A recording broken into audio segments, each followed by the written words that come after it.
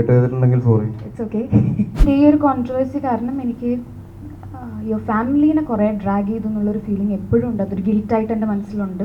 എപ്പോഴും മാറ്റം ഉണ്ടാവേണ്ടത് നമ്മളിലാണ്, എന്നിൽ നിന്നാണ്, അല്ലെങ്കിൽ നമ്മളിൽ നിന്നാണ് മാറ്റങ്ങൾ ഉണ്ടാവേണ്ടത്. നമ്മൾ പേഴ്സണലി ഞങ്ങളൊരു ഇടവകക്കാരൊക്കെയാണ്. അപ്പോൾ നമുക്കത് ഒരു സ്പെഷ്യൽ ആയിരിക്കും. ആ പേഴ്സൺ എന്ന് പറയുന്നത് സ്പെഷ്യൽ ആയിരിക്കും. പിന്നെ പിന്നെ പോകെ പോകെ അദ്ദേഹത്തിൻ്റെ ഉയർച്ചകളും കാര്യങ്ങളൊക്കെ നമ്മളെ ഭയങ്കരമായിട്ട് ഒരു ആർട്ടിസ്റ്റ് എന്ന നിലയ്ക്കും മുന്നോട്ട് പോകുമ്പോൾ ഭയങ്കരമായിട്ട് ഇൻഫ്ലുവൻസ് ചെയ്തിട്ടുണ്ട്. ഞാൻ ഓരോ സ്റ്റേജിൽ മുന്നോട്ട് പോകുമ്പോഴും അത് ഇൻഫ്ലുവൻസ് ചെയ്തിട്ടുണ്ട്. അന്ന് അദ്ദേഹം ചെയ്ത അന്യം റസൂലൊക്കെ ചെയ്തിരിക്കുന്ന സമയമാണ് എൻ്റെ ഓർമ്മയിൽ എന്നോട് സംസാരിച്ചിട്ടുണ്ട് അത്.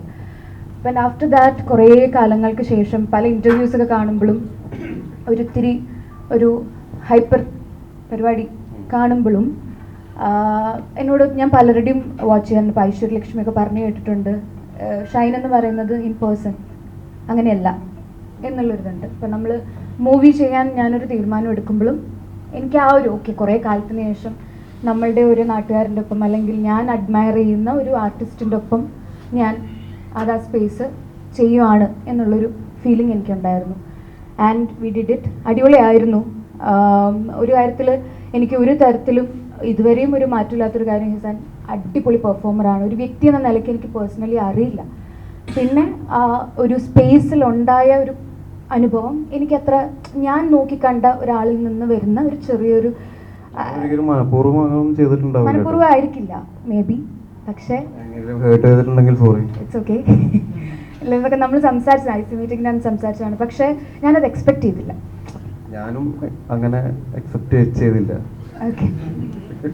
അപ്പോൾ അത് കേട്ടാവും. കാരണം നമ്മൾ ഓരോ നിമിഷവും മൂവിയിലും മാത്രമല്ല ആളുകളെ എൻ്റർടൈൻ ചെയ്യിപ്പിക്കാനായിട്ടുള്ള ഫൺ രീതിയിലുള്ള സംസാരങ്ങൾ ചിലപ്പോൾ ലൂസ് ടോക്ക് പോലെ മറ്റുള്ളവരെ ഹേർട്ട് ചെയ്യുന്നത് നമ്മൾ പലപ്പോഴും അറിയാറില്ല. എല്ലാവരും ഒരേപോലെ ഇല്ലല്ലോ ഇപ്പോൾ കാണുന്നതും, അല്ലെങ്കിൽ ഒരു ആശയങ്ങളും ഒന്നും എല്ലാം വ്യത്യസ്തമാണ് എല്ലാവർക്കും.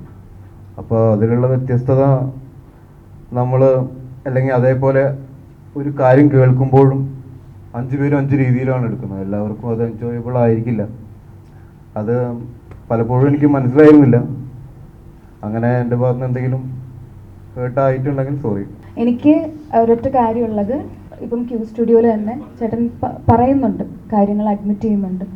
ആൻഡ് ആ മാറ്റത്തിൽ എനിക്ക് വേറെ എന്തുകൊണ്ടാണ് പിന്നെ ഹോൾഡ് ബാക്ക് ചെയ്യുന്നത്, അല്ലെങ്കിൽ ഒരു ഒന്നിൻ്റെയും പിടിച്ചു വെക്കേണ്ട ഒരു ആവശ്യമുണ്ടെന്ന് എനിക്ക് തോന്നുന്നില്ല. ആ മാറ്റം എന്ന് പറയുന്നത് ഇദ്ദേഹം എന്ന് പറയുന്ന വ്യക്തിയോട് അത്രയും റെസ്പെക്റ്റ് ആണ് എനിക്കിപ്പോൾ ഫീൽ ചെയ്യുന്നത്. അത് ഞാനും അത്ര പെർഫെക്റ്റ് ആയിട്ടുള്ളൊരു പേഴ്സണൊന്നുമല്ല, but I respect that. And എനിക്കത് അത്ര എനിക്ക് പറയാനുള്ളൂ.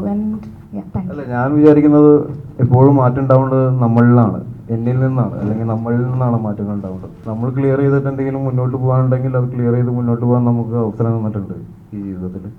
ആ അവസരം കിട്ടുന്ന സമയത്ത് നമ്മളത് ഉപയോഗിക്കുക.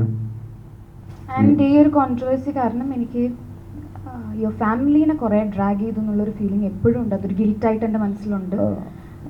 എനിക്കത് ഒരിക്കലും ടേക്ക് ബാക്ക് ചെയ്യാൻ പറ്റില്ല. ഗിൽറ്റ് എപ്പോഴും ഉണ്ടാവും. അത് പ്രശ്നമൊന്നുമില്ല. അവർക്ക് പറഞ്ഞാൽ മനസ്സിലാവും. കാരണം അവർക്കും നമ്മളെപ്പോലെ അല്ലെങ്കിൽ പെൺമക്കളുള്ളതല്ലേ. അപ്പോൾ എന്താണ് ഒരു പെൺകുട്ടിക്ക് ഹേർട്ടാവണത്, എന്താണ് ഒരു ആൺകുട്ടിക്ക് ഹേർട്ടാവണത് എന്നുള്ളവർക്ക് മനസ്സിലാക്കാൻ പറ്റും.